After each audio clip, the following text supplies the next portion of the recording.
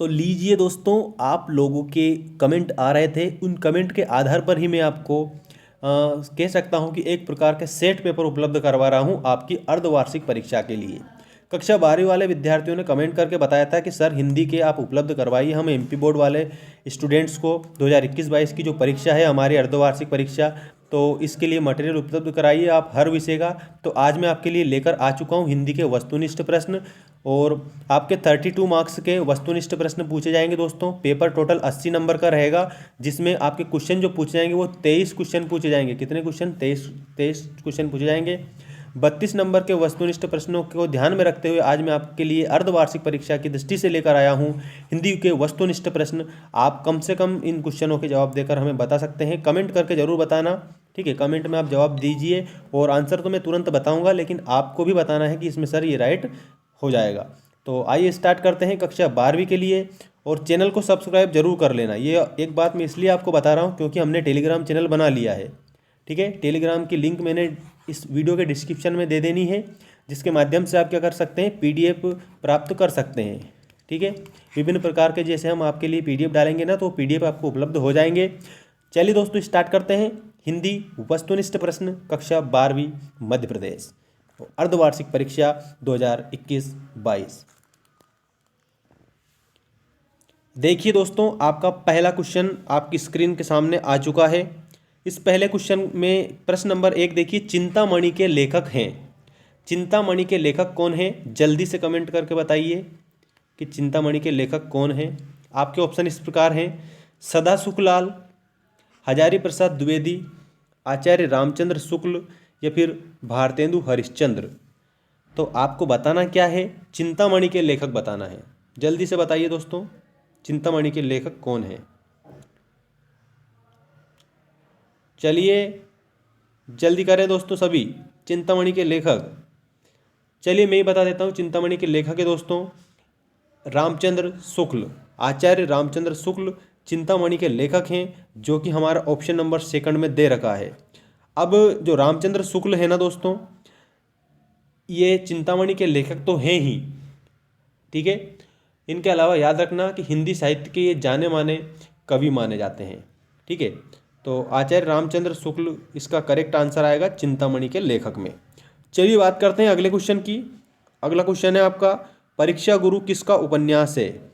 ठीक, ये देख सकते हैं आप, परीक्षा गुरु किसका उपन्यास है ये आपको बताना है। आपके ऑप्शन है दोस्तों, राधा कृष्ण दास, बाल कृष्ण भट्ट, लाला श्रीनिवास दास, या कार्तिक प्रसाद खत्री। ठीक है, कमेंट करके हमें बताइए दोस्तों कि इसका करेक्ट आंसर क्या होगा। 12th वाले सभी स्टूडेंट जुड़ जाइए, अपने सभी दोस्तों के साथ शेयर कर दीजिए दोस्तों इस सेशन को, क्योंकि ये सेशन आपके लिए बहुत मोस्ट इम्पोर्टेंट होने वाला है। ठीक है, परीक्षा गुरु किसका उपन्यास है, तो इसका करेक्ट आंसर बताइए कमेंट करके, दोस्तों के साथ शेयर कर दीजिए इस वीडियो को। चलिए, और आपके लिए मैं डेली इस प्रकार की क्लास लेकर आ रहा हूँ दोस्तों। ठीक है, चलिए इसका करेक्ट आंसर बताते हैं आपको। इसका करेक्ट आंसर है दोस्तों लाला श्रीनिवास दास। परीक्षा गुरु जो उपन्यास है लाला श्रीनिवास दास का उपन्यास है। अगला प्रश्न देखिए, सरस्वती पत्रिका के संपादक रहे हैं।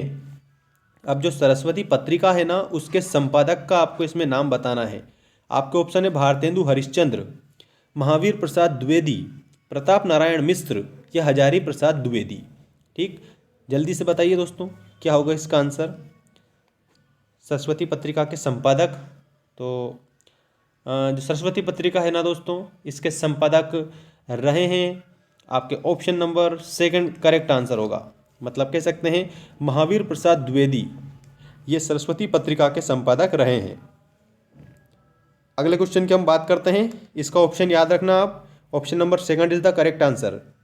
नेक्स्ट क्वेश्चन है, ध्रुव स्वामिनी नाटक के लेखक हैं। जो ध्रुव स्वामिनी जो नाटक है ना दोस्तों, इसके आपको लेखक का नाम बताना है। ठीक, मैं यहाँ पर एक बार अच्छे से लिख देता हूँ कि आपको किसके लेखक का नाम बताना है, ध्रुव स्वामिनी।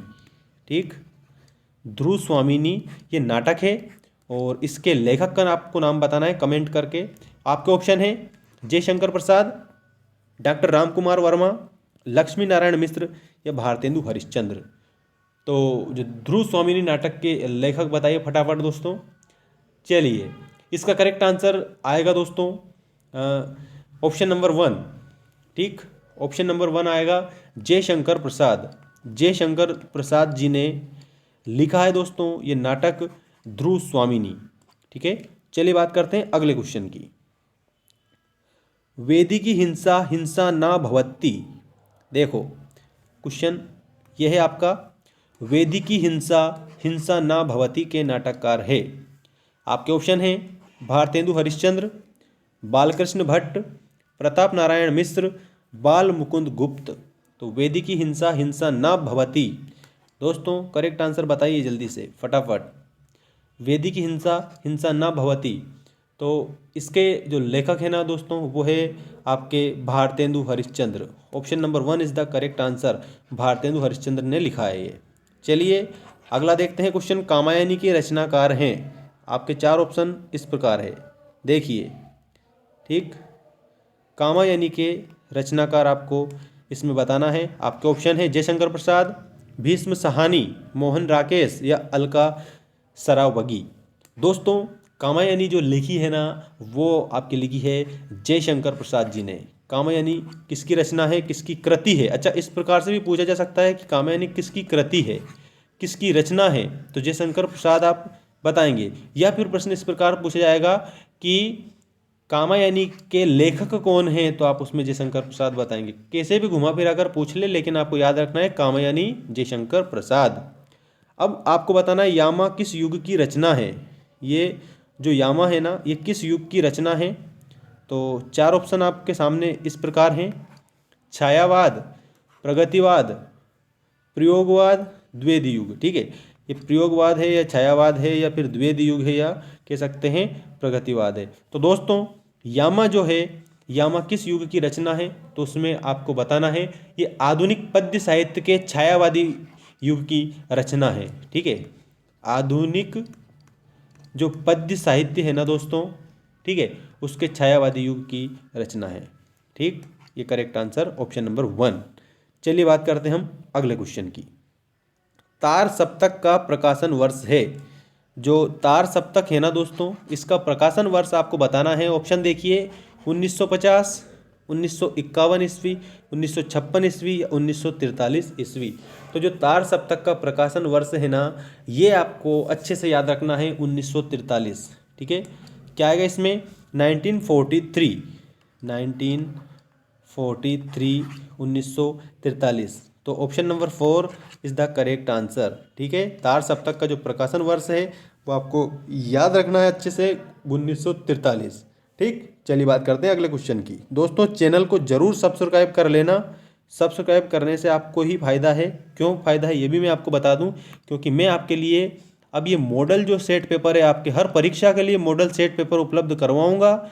और जितने भी पेपर आपके होने वाले हैं ना सभी के लिए, मतलब मैं कह सकता हूँ अगर आपने अच्छे से ढंग से वीडियो देखा है तो कम से कम आपके 93 से लेकर के तो 95 तक बन सकती है। ठीक है, और मैं विषय आपको पढ़ा रहा हूँ, मतलब सबसे पहले तो मैं आपको हिंदी, ठीक, हिंदी के अलावा और भी जो विषय है वो भी मैं पढ़ा रहा हूँ। सबसे पहले तो मैं आपको हिंदी के सेट पेपर कंप्लीट करवाऊंगा। ठीक, हिंदी के बाद में अपन दूसरा सब्जेक्ट स्टार्ट कर देंगे।